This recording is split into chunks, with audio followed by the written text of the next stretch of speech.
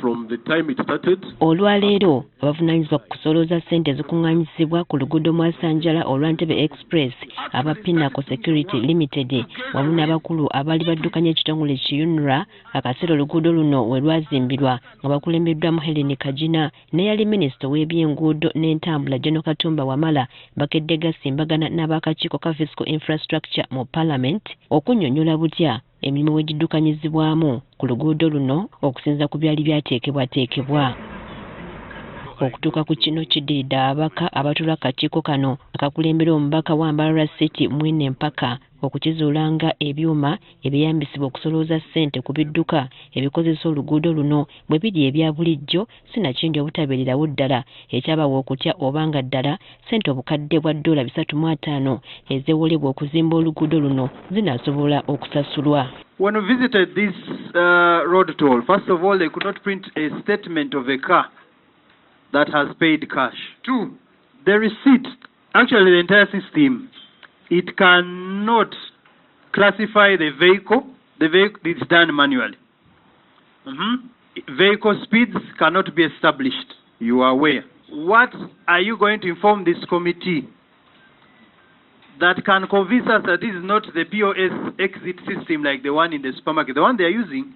Okusinziira ku babaka bali balowooza nti tekinologiya eyeyambisibwa okusolooza ssente wa mutindo nti omuvuzi w'ekidduka alina kuba na kaadi n'agissa ku kyuma kyokka ne bazuula ng'asasudde alina kuweebwa lisiiti ekitali kyangu kyakukkiriza nti ssente zino tezibbibwa. Bone ssente zaagula system oba ebyuma ebikola ku nguudo mpitirivu bw'ogeraageranya ne ssente entuufu ezaali zirina okukozesebwa. The tolling system you told us costs $5 billion. The committee has tried to purchase this system, and it is the receipt you have in front of you. The system you say costs, because it's here even on the website of Aegis, and it has been confirmed by the ED that this system is actually controlled by Aegis. So we tried to purchase it. The system you said costs $5 billion actually costs $6,044. Isaac Awani yingiriye okuva mu Ministry y'ebyenguudo nga y'omu ku bavunaanyizibwa okufuna system eno esolooza ssente mu kwewozaako ategeezezza nga ye bwe yakola ogugwe ng'oba oli awo obuzibu bwava ku baaweebwa omulimu gw'okugula system.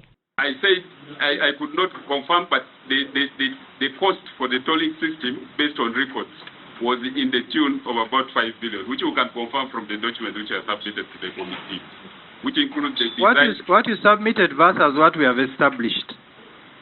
This is the question.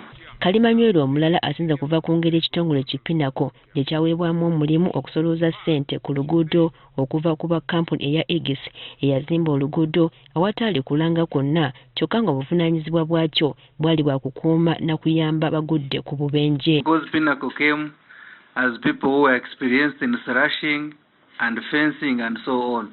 Now they are given a chance even to control the tolling. Engineer, can you help us and tell us those people who came for security, slashing and so on, where did they gain that experience of handling the toll? It's just like me telling you, I have a Samba boy here who can drive, let him drive you. Ono Minisita Katumba Wamala waategeereza nti ekigendererwa kwali kufuna kampuni ennansi okukola omulimu guno kale ng'olw'okubanga guno we gwali kugenda okuba omulundi ogusookedde ddala eggwanga okuba n'enguudo ezisoloozebwako ssente kitegeeza ne kampuni ezikola omulimu guno tezaaliwo omukisa ne gukwata aba Pinnacle olw'okubanga baali basangiddwa balina obuvunaanyizibwa ku luguudo luno. Oluvannyuma aba kampuni ya Pinnacle mu kwewozaako bategeezezza nga bwe bakoze omulimu ttendo ku luguudo luno kubanga bafuna okutendekebwa nga ssaawa eno kye bakola bakikakasa bulungi. On the expressway we maintain a fire truck 24/7 and a fire crew team. On the expressway we maintain a water bowser 24/7.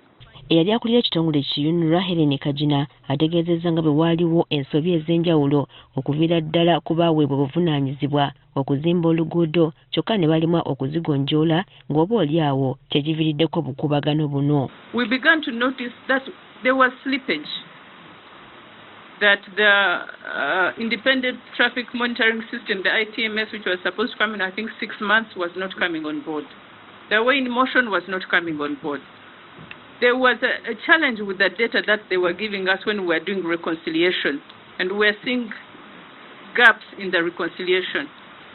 So we summoned their project manager, who was rather non-cooperative. Akakiiko kazudde nti ne ssente ezaali zirina okweyambisibwa okupima obugumu bw'oluguudo n'emmotoka ezirina okutambulirako bwe zaabulankanyizibwa, ekiviirako gavumenti okozesa ssente embitirivu mu kuddaabiriza enguudo ate mu kaseera katono ennyo nga zaakamala okukolebwa. Priska Namulema, Agafeeyo ku Spark TV.